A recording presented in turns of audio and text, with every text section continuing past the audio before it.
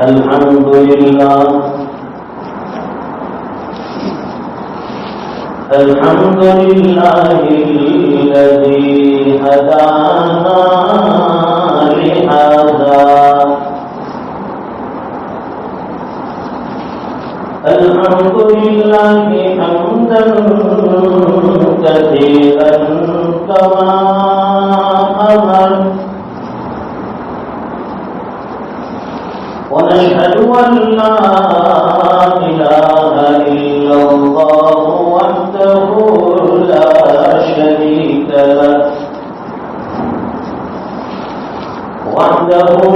شريك له في الخلق والأمر ونشهد أن سيدنا ومولانا محمدا عبده ورسوله المبعوث إلى الأسود والأحمر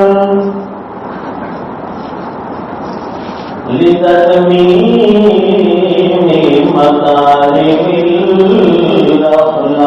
الأخلاق لا يخلق نبي ولا رسول بعده ولا أمة بعد أمته ولا شريعة بعد شريعته صلوات الله تبارك وتعالى عليه وعلى آله وأصحابه أجمعين الذين هم خلاصة العرب الأرباب وخير الخلائق بعد الأنبياء وهم كالنجوم الهدى وكعادة التقى مفاتيح الرحمة ومصابيح الغرر أما بعد فأعوذ بالله من الشيطان الرجيم بسم الله الرحمن الرحيم يا أيها الناس إن وعد الله حق فلا تغرنكم الحياة الدنيا ولا يغرنكم بالله الغرور صدق الله العظيم. وقال النبي صلى الله عليه وسلم الكيس من دان نفسه وعمل لما بعد الموت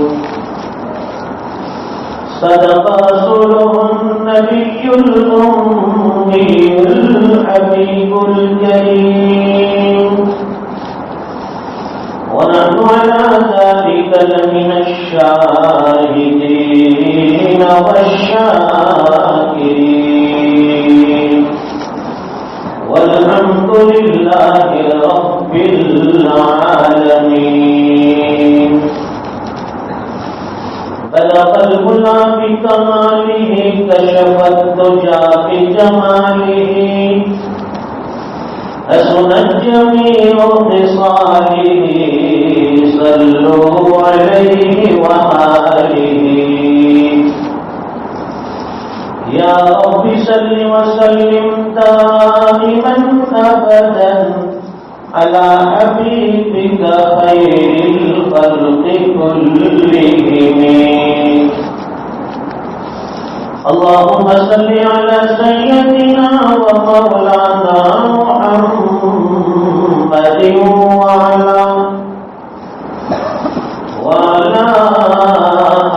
آل سيدنا محمد وبارك وسلم.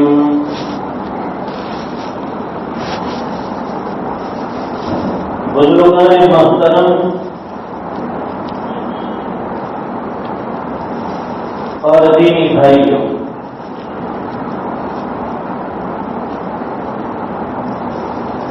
اللہ تعالیٰ اپنے دین کے چلانے میں اور پھیلانے میں کسی کا محتاج نہیں.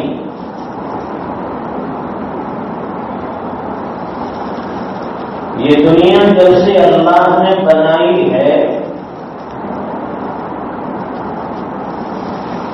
اس کے بنانے کا مقصد ہی یہی ہے کہ اس میں اللہ کی یاد کی جائے، اللہ کی عبادت کی جائے، اور ایک اللہ کو معبود سمجھ کر اور توحید کا پرچم لے کر ہمیشہ موحد بن کر اس دنیا میں اللہ کے بند آئے. اور یہ سلسلہ جب تک جاری رہے گا، یہ کائنات کی رنگوں کو، یہاں کی چمک دمک، یہ شامیانہ جو دنیا میں آسمان کی شکل میں نظر آتا ہے، یہ ساری چیزوں کے باقی رہنے کا دار و مدار اس دنیا میں اللہ کے ذکر کا باقی رہنا ہے. پہلے دنیا کا بھی ایک دستور ہے، قانون ہے. جو چیز کام میں آنے والی ہے، ہمیں سپورٹ کرتی ہے، ساتھ دیتی ہے، وہ چیز جب تک ہمارے موافق ہوتی ہے، ہمیں ساتھ دے رہی ہے، ہمیں اچھا لگتا ہے، ہم اس کی ہر چیز کو برداشت کرتے ہیں. مثال کے طور پر ہمارے اختر بھائی کی گاڑی لے لو کہ یہ گاڑی جب تک چلتی ہے ہمیں لے کر منزل مقصد تک پہنچا دیتی ہے، زیادہ پریشان نہیں کرتی، ہماری موافقت میں رہتی ہے، ہماری تابعداری میں رہتی ہے، تو ہم اس کو نبھاتے ہیں. اس کا انجن آئل ڈالنے کی فکر، اس میں پیٹرول ڈالنے کی فکر، اس کی ٹیوننگ کرنے کی اور اس کی ریپیئر کرنے کی فکریں ہمیں دامنگیر رہتی ہے. لیکن جب وہی گاڑی ہمارے ساتھ بغاوت پر اتر آئے، اور بغاوت اس طرح سے کرے کہ بجائے وہ ہمیں لے کر چلے، ہمیں اس کو دھکے مار کر چلانا پڑے، راستے میں ہمیں دھوکہ دے دے، تو پھر ہم جب وہ ہمارا ساتھ چھوڑ دیتی ہے تو ہم چاہتے ہیں کہ اسے بھی ہم جلدی سے روانہ کر دیں. اسی لیے دیکھا ہوگا کہ جو جانور جب تک دودھ دیتے ہیں اس وقت تک اس کو انسان کے فائدے کے لیے سمجھا جاتا ہے کہ بھائی یہ دودھارا جانور ہے، اس کے دودھ سے ہمیں فائدہ ہوگا، کمائی ہوگی. لیکن جب وہ دودھ دینا بند کر دیتے ہیں تو ہم ادھر ادھر نظر دوڑاتے ہیں، کسی کسائی کی ملاقات کا انتظار کرتے ہیں کہ بھائی یہ ہم پر بوجھ بن گئی ہے، اس لیے بہتر یہ ہے کہ آپ اس کی خدمت گزاری کر لو.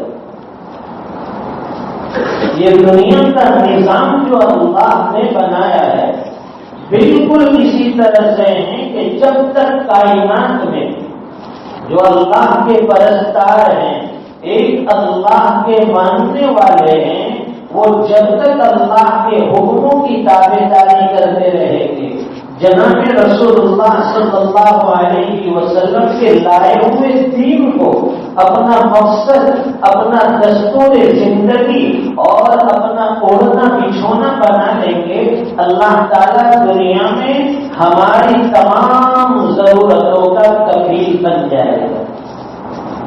لیکن جس دن ہم نے اپنی ڈیوٹی چھوڑ دی، یہ جو دین اللہ نے عطا فرمایا تھا، بجائے اس کی محنت کرنے کے ہم دنیا داری میں لگ گئے، تو پھر اللہ تعالیٰ بھی ہمیں پہلے دنیا کے حوالے کر دیتے۔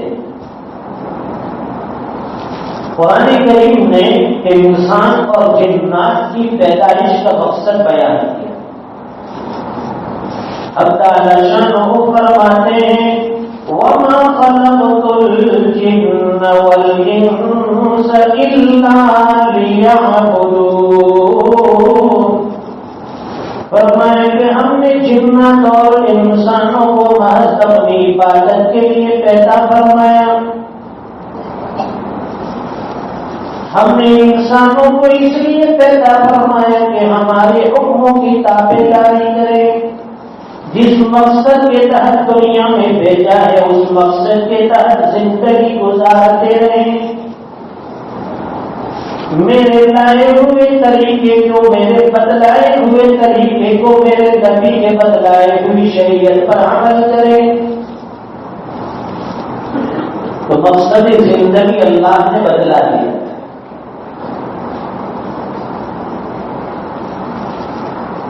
اب ہم لوگ اتنے بولے بنتے ہیں، یہی سمجھیے کہ ہماری غفلتیں اتنی ہیں کہ جب تک ہم پر کوئی حالات نہیں آتے اس وقت تک ہم یہاں نہیں آتے۔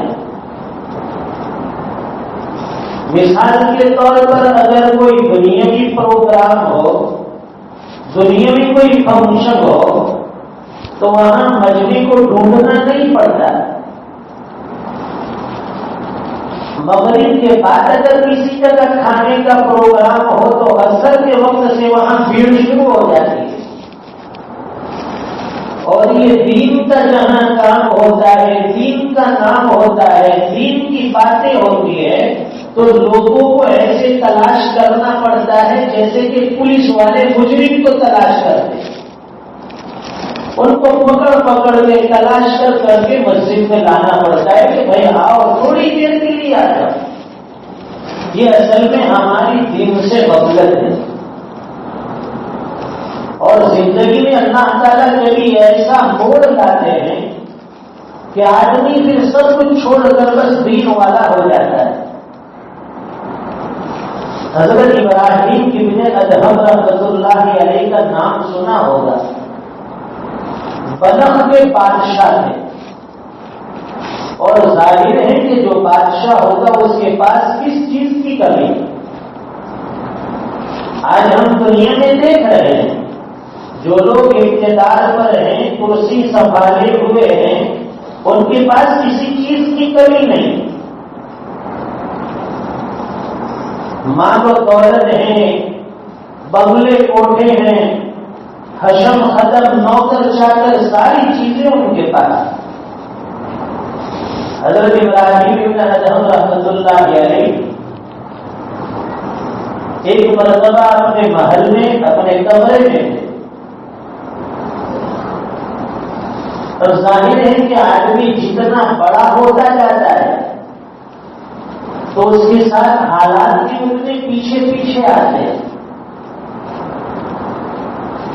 جو مزدور قسم کا آدمی ہوتا ہے، جیسے بھی کسی بھی آبادی میں جو بیچارے جھوپڑ پٹی میں رہنے والے مزدور طبقہ کہلاتا ہے، آپ ان کے گھر جا کر دیکھو تو انٹر گیٹ ہوتا ہے وہ بھی کھلا ہوا، اور پیچھے سے ایکزٹ گیٹ ہوتا ہے وہ بھی کھلا۔ آنے کا بھی دروازہ کھلا ہے، جانے کا بھی کھلا ہے، 24 گھنٹے یہ دروازے اوپن اور کھلے ہوئے۔ کیوں بھائی؟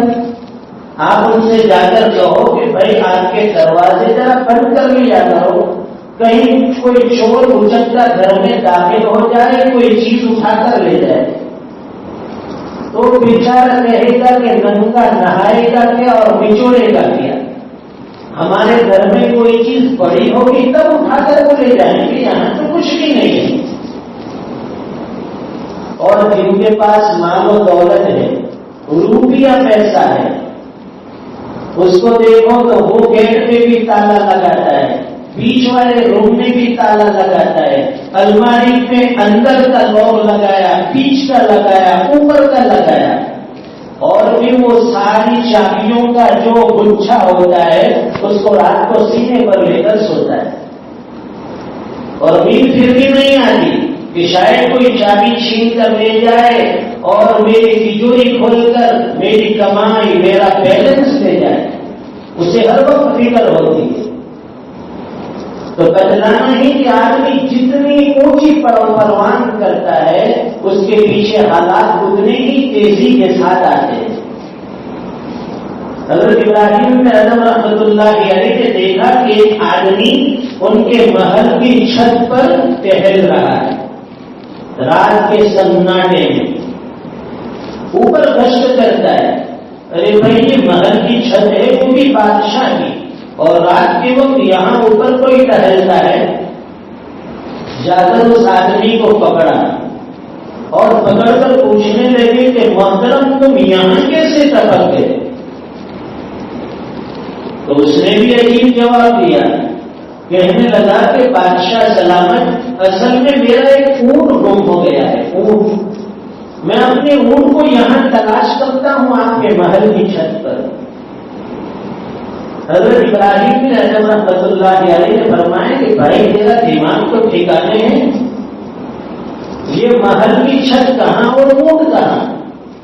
اگر تیرا اونٹ گم ہوا ہے باقی اصل تو اسے جا کر جنگل میں تلاش کر، وہاں وہ ملے گا، یہاں محل کی چھت پر اونٹ تلاش کرنا یہ حماقت ہے، بیوقوفی ہے۔ معلوم ہوتا ہے تیرا اوپر کا منزلہ کرائے پر ہے۔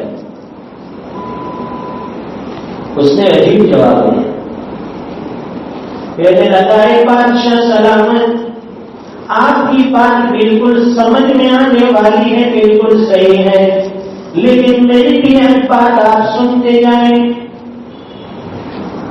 اگر اس محل کی چھت پر اونٹ نہیں مل سکتا تو یاد رکھیے اس محل میں رہ کر خدا بھی نہیں مل سکتا۔ اگر میں بیوقوف ہوں تو تم مجھ سے میں بڑے بیوقوف ہو کہ اس محل کے شعراء میں، اس محل کی نعمتوں میں رہ کر تم خدا کی تلاش میں لگے ہو، تم مجھ سے بڑے بیوقوف ہو۔ بس یہ بات دل پر لگی۔ پتہ ہے کبھی ایسا موڑ آتا ہے انسان کو کوئی بات دل پر لگ جائے، بات دل پر لگ گئی اور ایسی دل پر لگی کہ ساری بادشاہت چھوڑ دی، سب چھوڑ چھاڑ کر ساحل سمندر چلے گئے، سمندر کے کنارے جا کر اللہ کی عبادت میں لگے، اللہ کی یادوں میں لگے، ذکر اللہ میں لگے، تسبیحات میں لگے، اپنا مصلی بچھا ہوا ہے، ہاتھ میں گدڑی سنبھالے ہوئے، اب وہاں اللہ اللہ اللہ کر رہے۔ کہاں بادشاہت تھی، کہاں وہ عیش و آرام، کہاں وہ نعمتیں، سب چھوڑ کر سمندر کے کنارے لگتے۔ ہمیں ان چیزوں کے چھوڑنے کا حکم نہیں ہے بھائی، کہ میں بھی اپنے بیوی بچے کو گھر پر چھوڑ کر کہیں جنگل میں نکل جاتا۔ وہ تو اللہ تعالیٰ کسی کو ہاتھی سے ایسی بھیجتے ہیں جو ان کی ہدایت کا سامان بن جاتا ہے۔ سمندر کے کنارے بیٹھ کر اللہ کی یادوں میں ڈوبے ہوئے ہیں، وہاں کے لوگ تلاش کرتے کرتے کرتے کرتے سمندر کے کنارے پہنچے، جا کر دیکھا کہ ہمارا بادشاہ تو یہاں تنہائی میں ٹوٹے ٹوٹے پرانے لباس میں، ہاتھ میں گدڑی سنبھالے ہوئے۔ انہوں نے جا کر بزنس سماج کی درخواست کی، ریکویسٹ کی کہ آپ دوبارہ تشریف لائے، تخت و تاج سنبھالیے، آپ ہمارے بادشاہ بن کر ہم پر حکومت کیجیے۔ حضرت ابراہیم نے اعظم رحمۃ اللہ علیہ فرمانے لگے کہ تم کس بادشاہت کی بات کرتے ہو، کس حکومت کی بات کرتے ہو؟ جسے میں پیچھے چھوڑ کر آیا اس کی؟ فرمائیں کہ بات ابھی تمہیں سمجھ میں آ جائے، میں تمہارا بادشاہ ہوں، تم میری بات مانو گے، تسلیم کرو گے؟ کہنے لگے کہ حضرت آپ صرف حکم دیجیے، ہم ہر حکم ماننے کے لیے تیار ہیں۔ جو گگڑی سی رہے تھے، ہاتھ میں جو سوئی تھی وہ سوئی سمندر میں پھینک، اور اس کی بات فرمانے لگی کہ ذرا میری وہ سوئی سمندر کے اندر سے، پانی کے اندر سے واپس مجھے نکال کر دو۔ سب کہنے لگے کہ حضرت یہ بات تو ناممکن ہے، ایک چھوٹی سی سوئی وہ بھی سمندر کی گہرائی میں چلی گئی، اس کو تلاش کرنا ناممکن ہے، اس کے علاوہ کوئی حکم ہو تو ہمیں بتائے۔ حضرت ابراہیم رحمۃ اللہ علیہ نے فرمایا کہ دیکھیے بادشاہ کسے کہتے ہیں، حکومت کسے کہتے ہیں، میں تمہیں سمجھاتا ہوں۔ اور اس کے بعد سمندر کی مچھلیوں کو حکم دیا، اے سمندر کی مچھلیاں، اے سمندر میں رہنے والی مچھلیاں، اللہ کے حکم سے میری وہ سوئی مجھے واپس لا کر دیجیے۔ بس یہ کہنا تھا کہ سمندر کے اندر سے بہت ساری مچھلیاں پانی کے اوپر اپنے اپنے منہ میں سونے اور چاندی کی سوئی لے کر آئی۔ کسی کے منہ میں سونے کی سوئی تھی، کسی کے پاس چاندی کی۔ حضرت ابراہیم رحمۃ اللہ علیہ نے فرمایا کہ مجھے یہ سونے اور چاندی کی سوئی نہیں چاہیے، مجھے تو اپنی وہ لوہے والی سوئی واپس لا کر دیجیے۔ پانی کے اندر سے ایک مچھلی ظاہر ہوئی، اس کے منہ میں وہی لوہے کی سوئی۔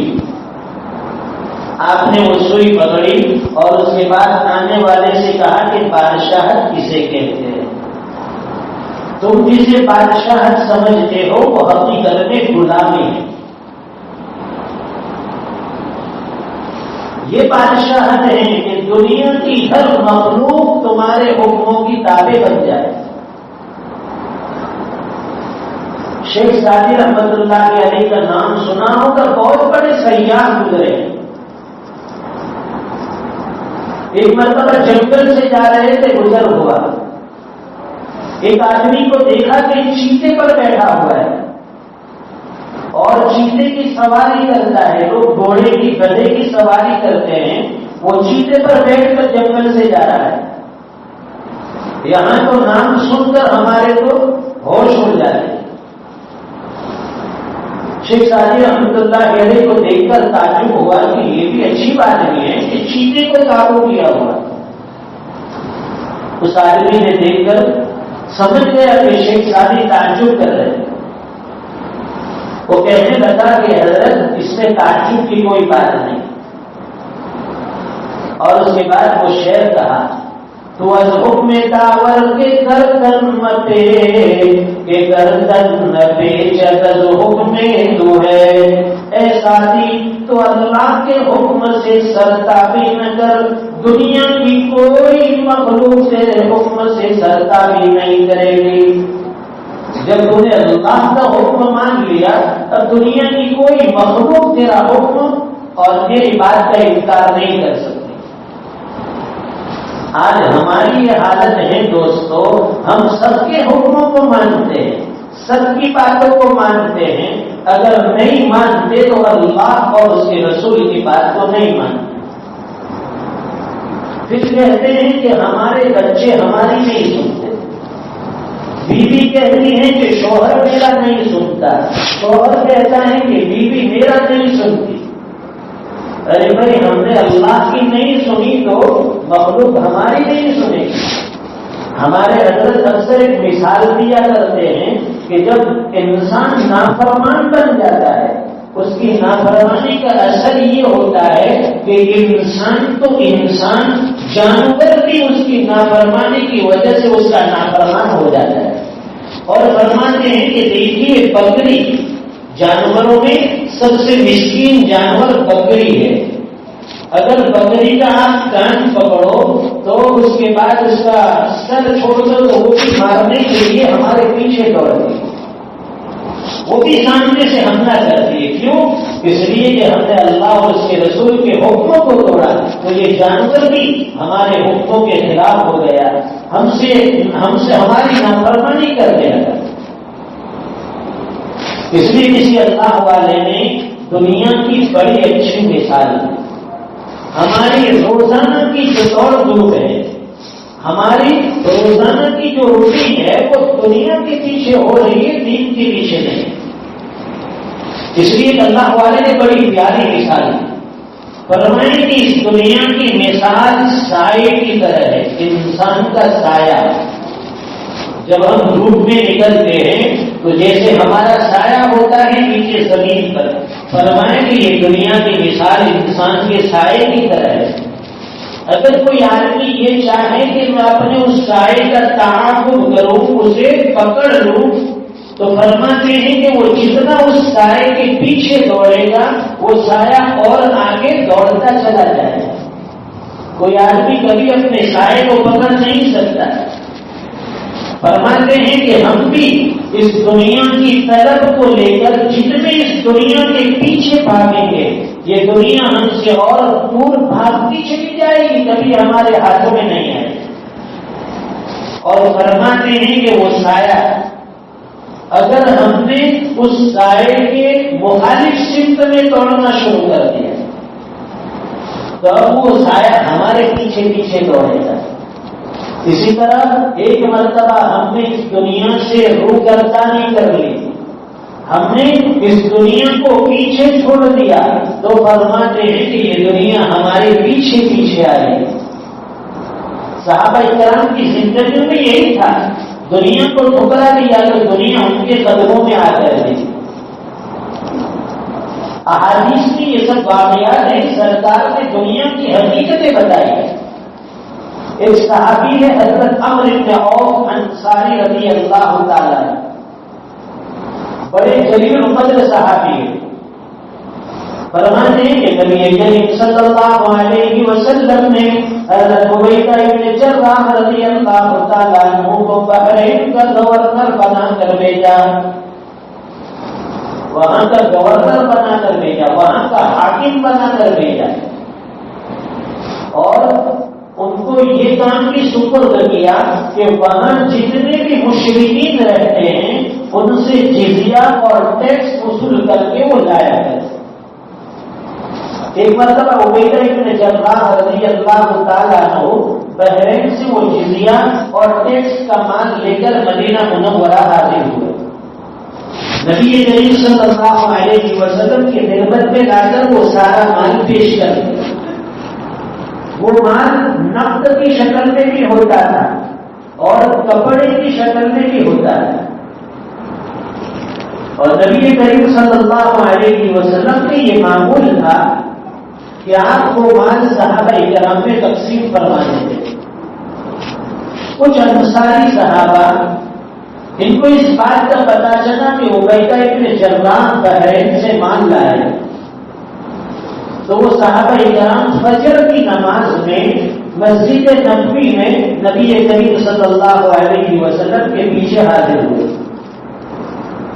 نماز سے فارغ ہو کر کبھی کبھی سرکار دو عالم صلی اللہ علیہ وسلم کھڑے ہو کر فرماتے تھے کہ بھائی آج کسی نے کوئی خواب دیکھا ہے؟ اگر کسی نے خواب دیکھا ہوتا تو وہ اپنا خواب بیان کرتا اور سرکار اس کی تعبیر دیتے. اگر سرکار نے کوئی خواب دیکھا ہوتا تو آپ کو خواب بتلا دے اور اس کی تعبیر بتا دیں. اور جب اس طرح کی کوئی مجلس نہ ہوتی تھی تو نماز سے فارغ ہو کر سرکار گھر تشریف لے جاتے. فجر کی نماز سے فارغ ہو کر سرکار گھر تشریف لے جانے لگے. وہ انصاری صحابہ سامنے آ کر کھڑے ہو گئے، زبان سے کچھ نہیں کہا. اس طرح سامنے کھڑے ہونے کا مقصد یہ تھا کہ بحرین سے جو مال آیا ہے وہ ہمارے درمیان تقسیم فرما دے. نبی کریم صلی اللہ علیہ وسلم سمجھ گئے. آپ نے تبسم فرمایا اور ان صحابہ کرام سے فرمانے لگے کہ میرے خیال سے تمہیں اس بات کا پتہ چل گیا ہے کہ عبیدہ بن جراح بحرین سے مال لائے. انہوں نے عرض کیا کہ جی ہاں یا رسول اللہ،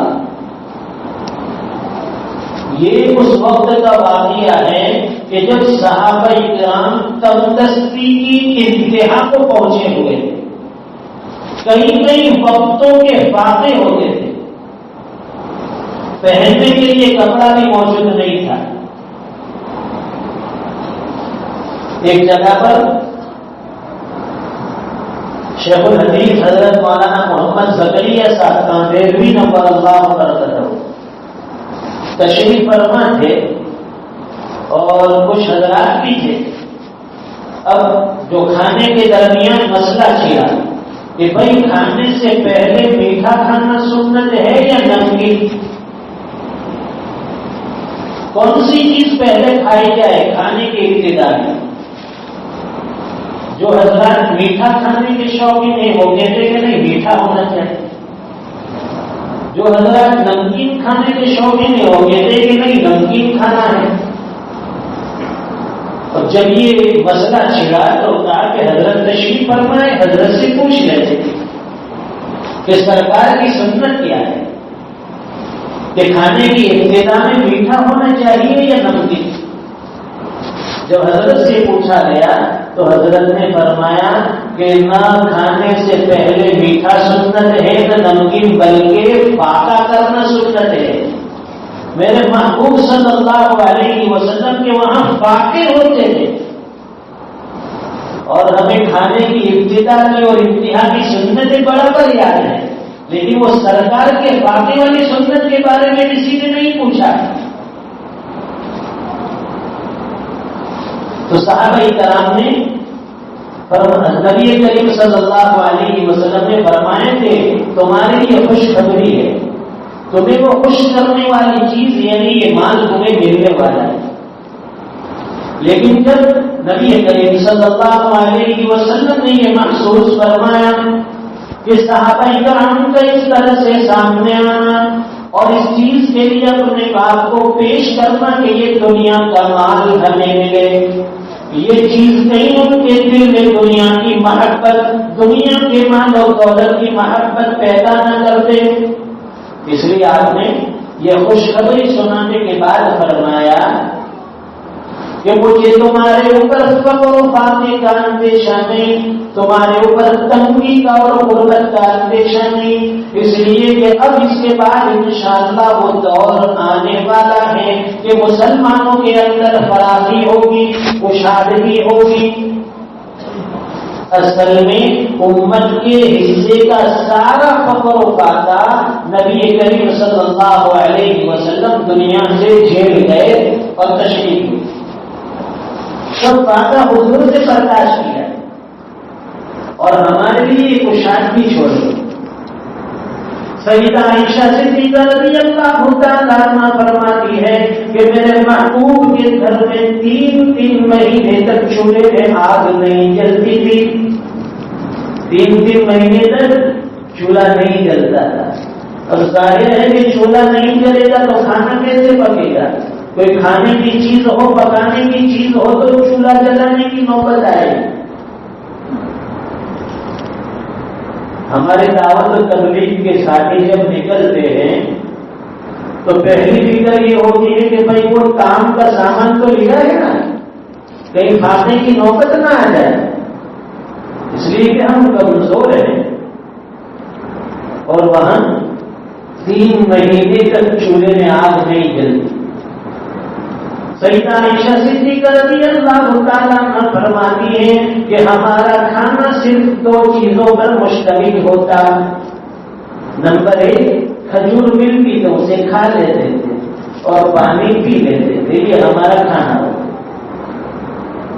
اور اس سے بھی عجیب بات فرماتی ہے کہ میرے محبوب صلی اللہ علیہ وسلم نے پوری زندگی کبھی 2 وقت پیٹ بھر کر روٹی تناول نہیں فرمائی، پوری زندگی کبھی 2 وقت پیٹ بھر کر کھانا نہیں کھایا۔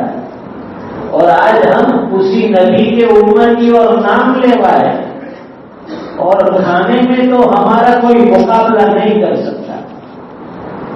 ہمارے جوانوں کا تو یہ حال ہے کہ رات کو 2 بجے اٹھا کر کہو کہ کھانا حاضر ہے تو لبیک اللہم لبیک، ہمارے حضرت اکثر فرمایا کرتے تھے کہ آج امت کا مزاج کھانے کا اتنا ہو گیا ہے کہ اتنا کھا لیتے ہیں کہ جب ہم منہ کھولتے ہیں تو کوے کی چونچ مار کر کھانا کھاتے ہیں اندر.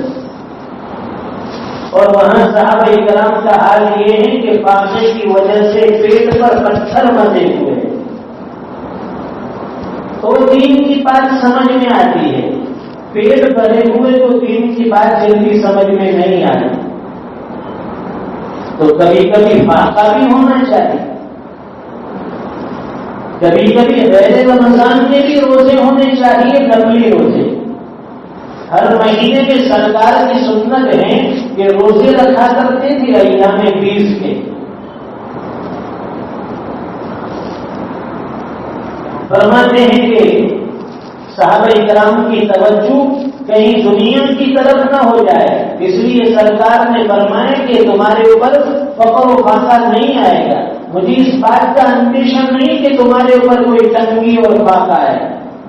فرمایا کہ مجھے اس بات کا ڈر ہے کہ یہ دنیا کا ساز و سامان، دنیا کا مال اور دولت تمہارے چاروں طرف پھیلا دیا جائے گا، جس طرح پچھلی امت کے اوپر پھیلایا گیا. تمہارے چاروں طرف دنیا کے مال اور اسباب کے ڈھیر اور انبار لگے ہو، اور یہ دنیا تمہیں بھی اس طرح سے ہلاک کر دے گی جس طرح پچھلی امت کو اس نے ہلاک کر دیا. مجھے اس بات کا ڈر ہے، اس بات کا مجھے اندیشہ ہے، اس لیے میں ڈرتا ہوں. ایک مرتبہ صحابہ کرام تشریف فرماتے، جناب رسول اللہ صلی اللہ علیہ وسلم نے فرمایا کہ تمہارا اس وقت کیا حال ہوگا جب تمہارے نیچے قالین بچھی ہوگی. صحابہ کرام ایک دوسرے کی طرف دیکھنے لگے، تعجب کرنے لگے حضور کی یہ بات سن کر.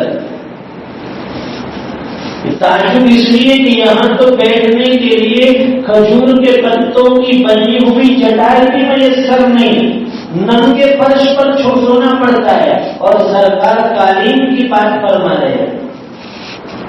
حضور صلی اللہ علیہ وسلم نے فرمایا کہ اس وقت اگرچہ تمہارے پاس قالین نہیں ہے، لیکن ایک وقت آئے گا کہ تمہارے نیچے قالین پیچھے ہوگی. دوستو یہ سب نعمتیں اللہ نے ہمیں دے رکھی. پہلے لوگ جو درختوں کے چھلکوں سے بنی ہوئی چٹائی پر نماز پڑھتے تھے، اور آج وہ ساری چٹائی غائب ہو گئی. اب تو ماشاءاللہ اتنی موٹی موٹی مسجدوں میں سب لگی ہوئی ہے کہ اگر سجدہ کرتے ہیں تو سب اٹھانے کے لیے جی نہیں چاہتا، سوچتے ہیں کہ یہیں پر خیر اللہ کر لے، نماز میں سو جائے. اور وہاں سرکار کے صحابہ کرام کی حالت یہ رہی کہ مسجد میں چٹائی بھی نہیں ہے، یہ کھلا ہوا فرش ہے.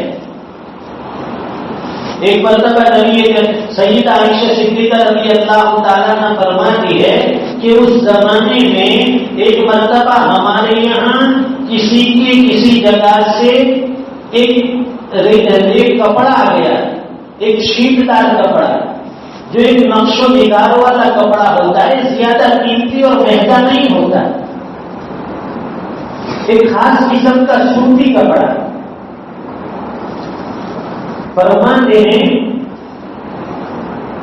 کہ اس کپڑے کی ویلیو اور اس کی قدر و قیمت اتنی زیادہ تھی کہ پورے مدینہ منورہ میں جب بھی کسی لڑکی کو، کسی عورت کو دلہن بنایا جاتا تو میرے پاس یہ فرمائش آتی تھی کہ وہ کپڑا ہمیں عاریۃً دے تاکہ ہم اپنی دلہن کو پہنائیں. وہ کپڑا دلہن کو پہنایا جاتا تھا. سیدہ عائشہ صدیقہ رضی اللہ تعالیٰ نے فرماتی ہیں کہ اسی زمانے میں فرمایا کہ آج کل اس قسم کے بہت سے کپڑے بازاروں میں بک رہے ہیں، فروخت ہو رہے ہیں، اور اگر آج وہی کپڑا میں اپنی خادمہ کو، اپنی بانجی کو دے رہی ہوں، وہ بھی ناک منہ چلاتی ہے کہ یہ کپڑا میں نہیں پہنوں. معلوم ہوا کہ اس دور میں کتنی تکلیف. ایک مرتبہ جناب رسول اللہ صلی اللہ علیہ وسلم کے پاس شام سے ایک ریشمی کپڑا آ گیا. ریشمی کپڑا صحابہ کرام نے اس سے پہلے ایسا کپڑا نہیں دیکھا تھا.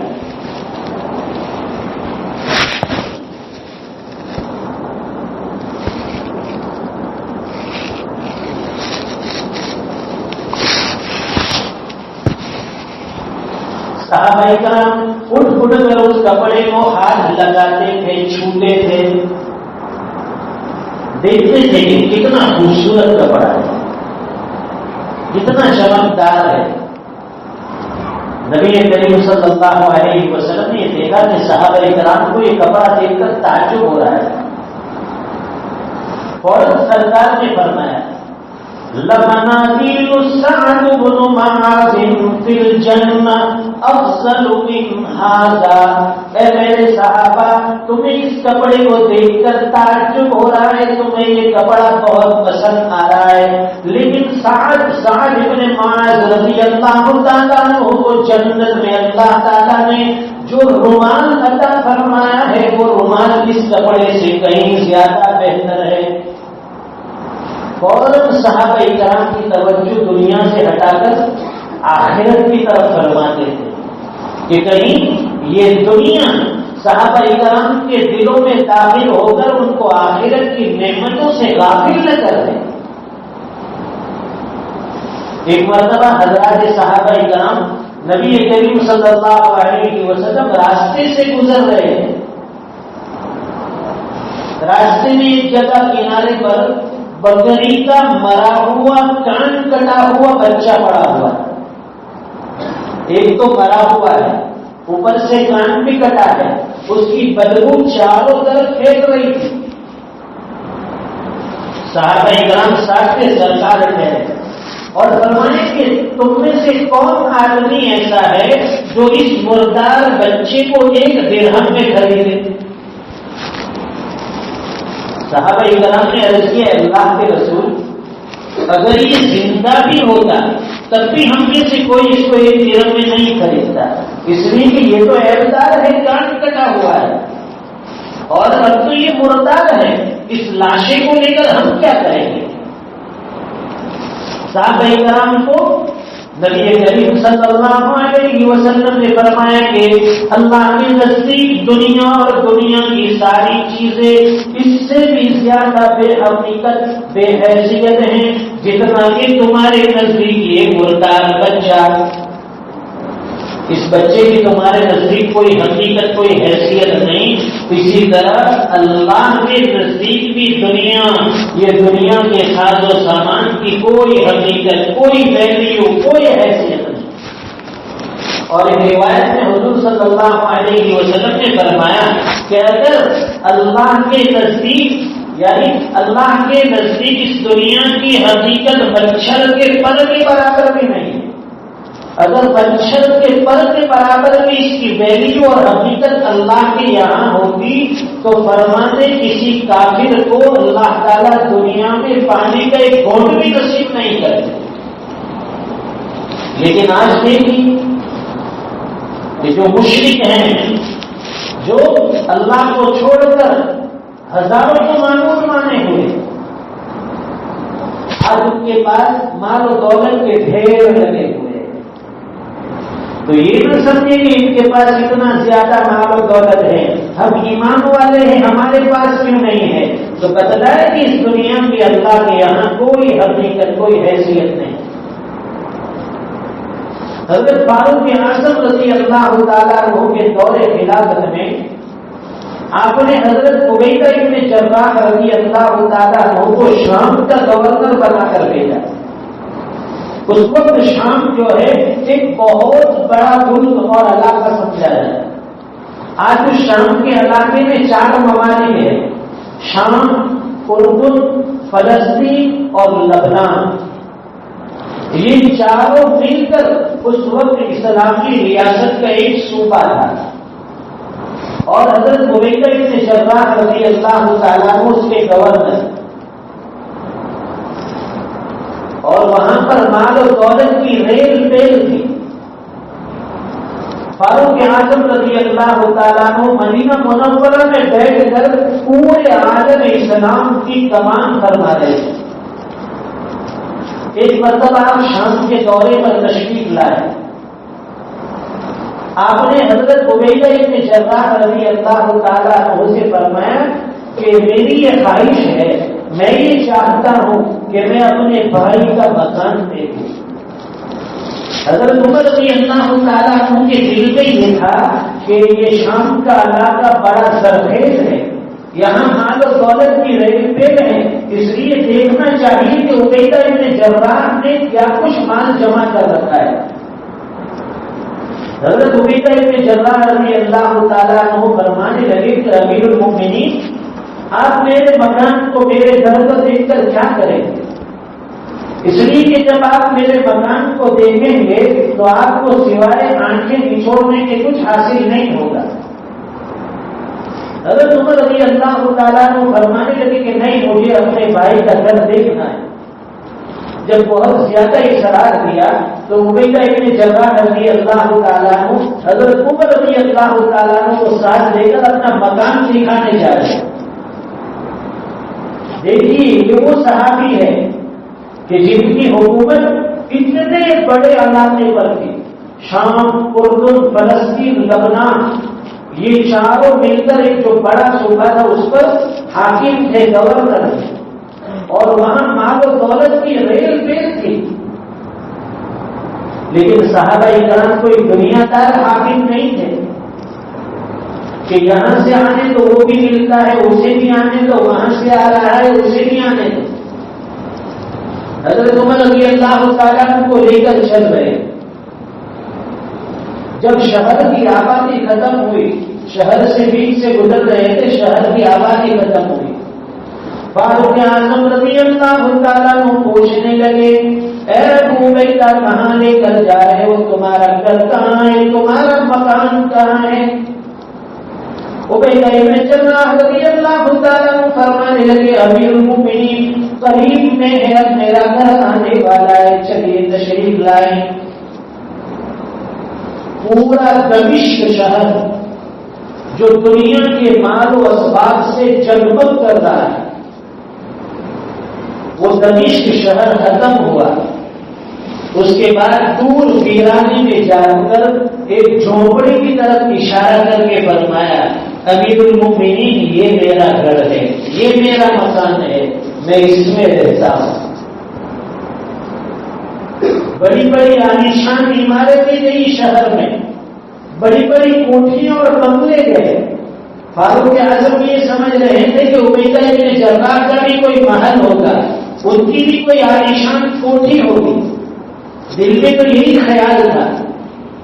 لیکن جب اس جھوپڑی کی طرف اشارہ کر کے فرمایا کہ امیر المؤمنین، اس میں رہتا ہوں، فاروق اعظم رضی اللہ تعالیٰ عنہ اس میں داخل ہوئے۔ چاروں طرف نظر اٹھا کر دیکھتے ہیں، وہاں سوائے ایک مسلح کے کوئی چیز نظر نہیں آئی۔ ایک مسلح بچا ہوا ہے، اس کے علاوہ کوئی چیز نہیں، نہ باتھ روم ہے، نہ ٹوائلٹ ہے، نہ بیڈ روم ہے، نہ کچن ہے۔ حضرت عمر رضی اللہ تعالیٰ کو تعجب کرنے لگے کہ ابو عبیدہ، تم اس میں رہتے ہو؟ یہاں تو کوئی ساز و سامان، نہ کوئی کھانے پینے اور سونے کا انتظام ہے، تم یہاں کیسے رہتے ہو؟ عبیدہ بن جراح رضی اللہ تعالیٰ نے فرمایا کہ امیر المؤمنین، میری ضرورت کے سارے سامان یہاں موجود ہے، یہ مصلی جو نظر آ رہا ہے اس پر میں نماز پڑھتا ہوں، اور جب رات کو نیند آتی ہے تو اسی پر سو جاتا ہوں، یہ میرا بیڈ بھی ہے، بستر بھی ہے، اور اسی پر میں نماز پڑھ لیتا ہوں۔ اس کے بعد اوپر چھپر میں ہاتھ ڈالا، وہاں سے پیالہ نکالا جو نظر نہیں آتا تھا، وہ پیالہ نکال کر حضرت عمر رضی اللہ تعالیٰ کو بتلایا کہ امیر المؤمنین، یہ برتن ہے، ذرا دیکھیے۔ حضرت عمر رضی اللہ تعالیٰ نے وہ پیالہ دیکھا، اندر میں پانی بھرا ہوا ہے اور سوکھی روٹی کے ٹکڑے اندر میں بھگوئے ہوئے ہیں۔ عبیدہ ابن جراح رضی اللہ تعالیٰ عنہ عرض کرنے لگے امیر المومنین میں دن بھر تو حکومت کے کام کاج میں سرکاری کام کاج میں مشغول رہتا ہوں، اس لیے میرے پاس کھانے پکانے کا کوئی انتظام نہیں۔ ایک خاتون 2-4 دن کی روٹی ایک وقت میں پکا دیتی ہے، میں اسے رکھ لیتا ہوں، جب یہ خشک ہو جاتی ہے سوکھ جاتی ہے پانی میں بھگو کر رات کو اس کو کھا لیتا ہوں، یہ میری غذا ہے۔ فاروق اعظم رضی اللہ تعالیٰ عنہ نے یہ دیکھا، آنکھوں میں آنسو آ گئے، فرمایا اے ابو عبیدہ، اس دنیا کی مال و دولت نے، اس دنیا کی چمک دمک نے ہم سب کو بدل دیا، لیکن خدا کی قسم تم آج بھی ویسے ہی ہو جیسے کہ نبی کریم صلی اللہ علیہ وسلم کے زمانے میں تھے۔ اس دنیا کے مال و اسباب نے تم پر کوئی اثر نہیں ڈالا۔ یہ صحابہ کرام اس شعر کے مصداق ہیں، دنیا میں ہو دنیا کا طلبگار نہیں ہو، بازار سے گزرا ہو خریدار نہیں ہو۔ یہ صحابہ کرام کی زندگی ہے جو سرکار کی صحبت سے انہوں نے سیکھی۔ دنیا کے اسباب موجود ہے، دنیا کی ساز و سامان موجود ہے، لیکن کوئی چیز جچتی ہی نہیں، اس لیے کہ اس دل میں اللہ کی محبت سمائی ہوئی ہے، اس دل میں آخرت کے استحدار ہے۔ صحابہ کرام کے یہاں اس دنیا کی کوئی حقیقت نہیں تھی، لاکھ مار تھی، اس لیے قیصر و کسریٰ ان کے قدموں میں آ کر ڈھیر ہوا۔ اس لیے اللہ والے فرماتے ہیں کہ یہ دنیا کتنے دن کی ہے، 1 دن کی، 2 دن کی، 3 دن کی، کبھی نہ کبھی ختم ہو جائے گی۔ دنیا کا بڑے سے بڑا سائنس، دنیا کا بڑے سے بڑا فلسفی، بڑے سے بڑا صاحب اقتدار یہ نہیں بتا سکتا کہ وہ دنیا میں کب تک زندہ رہے گا۔ ایک دن بلاوا آئے گا اور یہ ساری چیز ہمیں چھوڑ کر جانا ہے۔ سب ٹھاٹ کرا رہ جائے گا جب لال چلے گا بنجارا۔ اسے بادشاہ نے اپنے انتقال سے پہلے اپنے رشتے داروں کو، گھر والوں کو بلا کر نصیحت کی کہ میرا جنازہ جب گھر سے اٹھنے لگے مجھے جنازے میں لٹا کر جب قبرستان لے جاؤ تو میرے دونوں ہاتھ جنازے سے باہر نکال دینا۔ پوچھا کہ یہ کیوں؟ تو فرمایا کہ تاکہ لوگوں کو پتا چلے کہ یہ بادشاہ تھا، اس کے پاس دنیا کا مال و دولت تھا، تخت و تاج تھا، کسی چیز کی کمی نہیں، لیکن دنیا سے جو جا رہا ہے خالی ہاتھ جا رہا ہے۔ یہ اصل میں دنیا کی حقیقت سمجھا کر جا رہا تھا کہ دنیا میں آئے تھے تو بھی خالی ہاتھ اور دنیا سے جانا ہے تو بھی خالی ہاتھ۔ اس لیے امام غزالی رحمۃ اللہ علیہ فرماتے ہیں کہ دنیا میں سب سے زیادہ خسارے کا سودا اس آدمی نے کیا جس نے دنیا میں کمایا تو کچھ نہیں، صرف اس دنیا کی حسرتیں اور اس کی دنیا کی محبتیں دل میں لے کر جیتا رہا اور دنیا سے چلا گیا۔ اس لیے اہل اللہ اور مشائخ کی صحبت میں ہمیں یہ بات سیکھنے کو ملتی ہے، آدمی دنیا اس کے پاس ہو، مال و دولت ہو، یہ کوئی بری چیز نہیں، لیکن یہ چیز ہمارے دل کے اندر نہیں ہونی چاہیے۔ اس لیے شیخ عبد القادر جیلانی رحمۃ اللہ علیہ کے حالات میں لکھا ہے کہ کسی جگہ سے آپ کا جہاز مال کا آ رہا ہے، کسی نے آ کر اطلاع دی کہ حضرت وہ آپ کا جہاز جو آ رہا تھا وہ سمندر میں ڈوب گیا۔ آپ نے فرمایا الحمدللہ۔ جب کوئی تکلیف دینے والی خبر ہو تو انا للہ پڑھنا چاہیے۔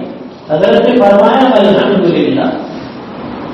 پھر تھوڑی دیر کے بعد کسی نے دوبارہ آ کر اطلاع دی کہ حضرت جو جہاز آپ کا ڈوبنے والا تھا وہ بچ گیا اور صحیح سلامت کنارے آ کر لگا ہوا ہے۔ حضرت نے پھر فرمایا الحمدللہ۔ لوگوں نے پوچھا کہ حضرت یہ کیا بات ہے، جب ڈوبنے کی خبر ملی تو بھی الحمدللہ، اور جب اس کے بچنے کی اور کنارے پر آنے کی خبر ملی اس مرتبہ بھی الحمدللہ۔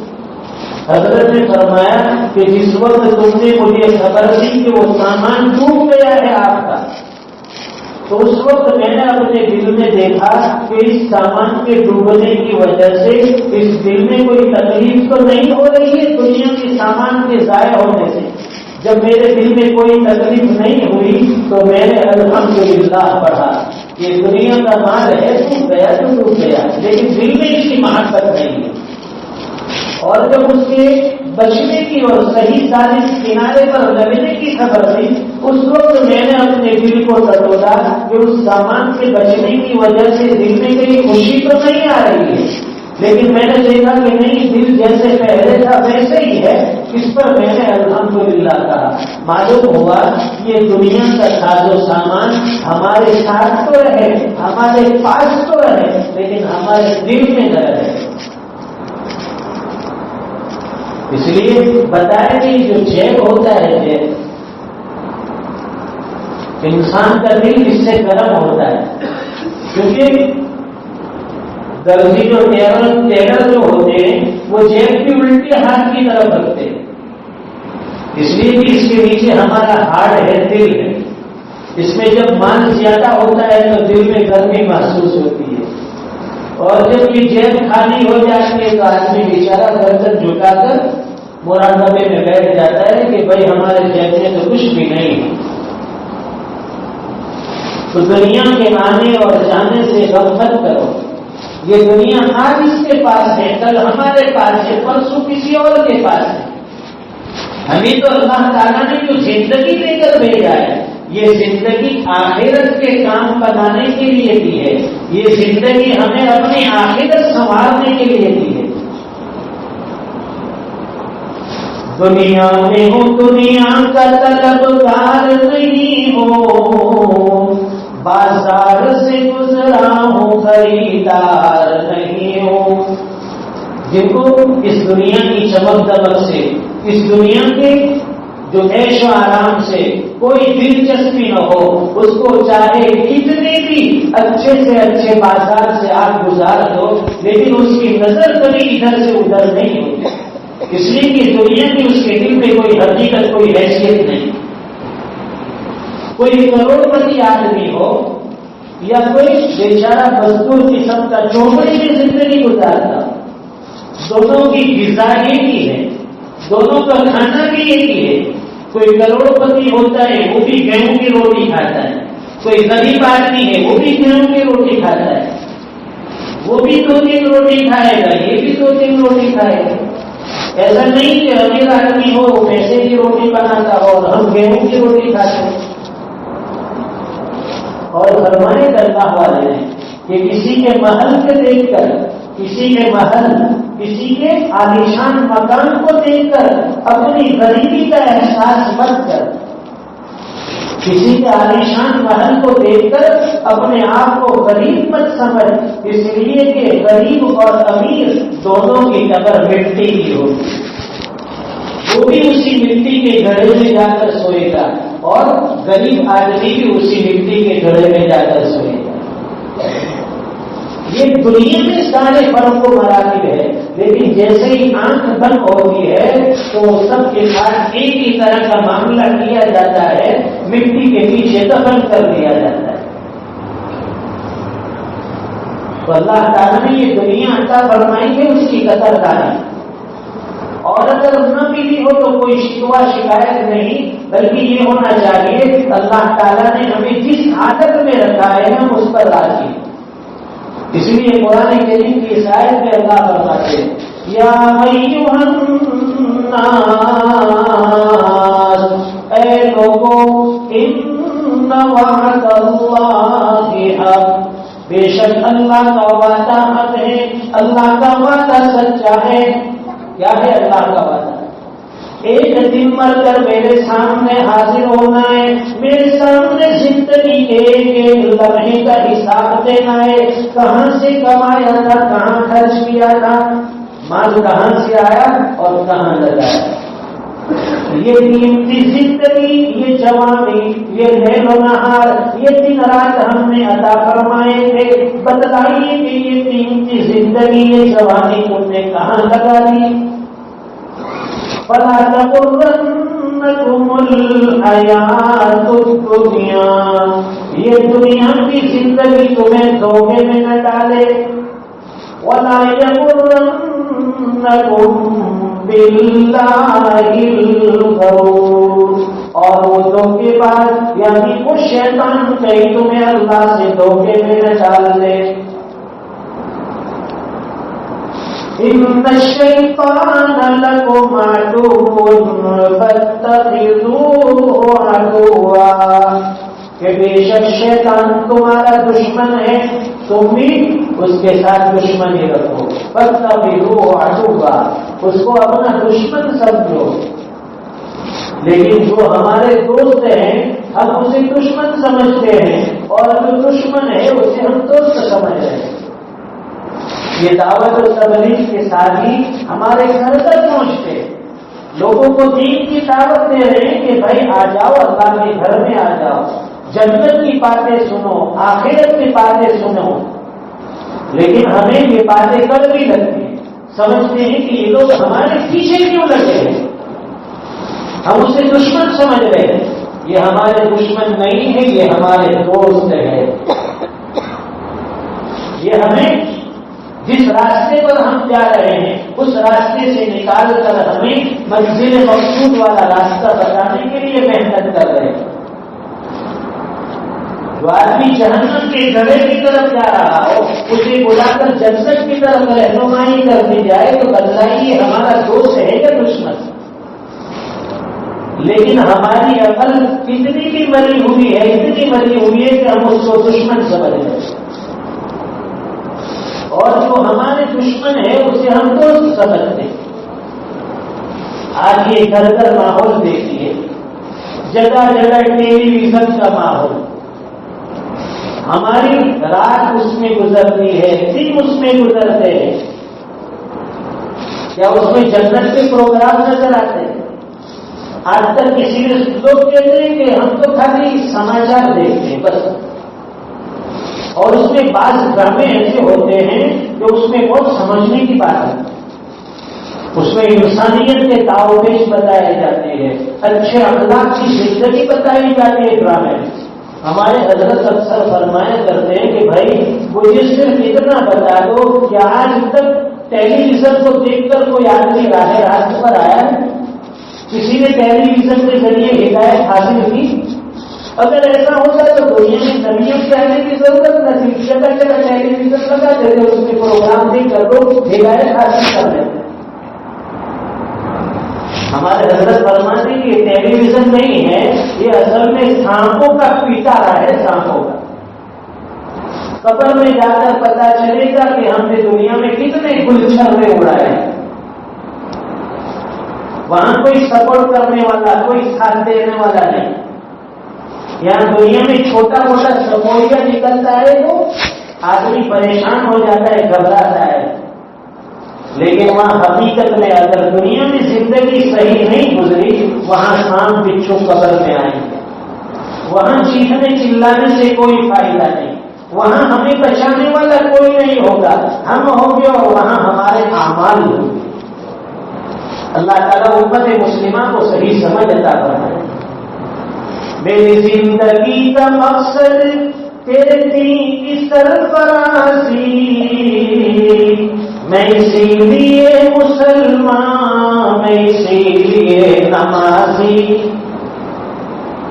ہم تو اللہ کے دین کی محنت کے لیے آئے ہیں دوستوں، ہمارا جینا بھی اللہ کے لیے، ہمارا مرنا بھی اللہ کے لیے، ہمارا کمانا بھی اللہ کے لیے، خرچ کرنا بھی اللہ کے لیے،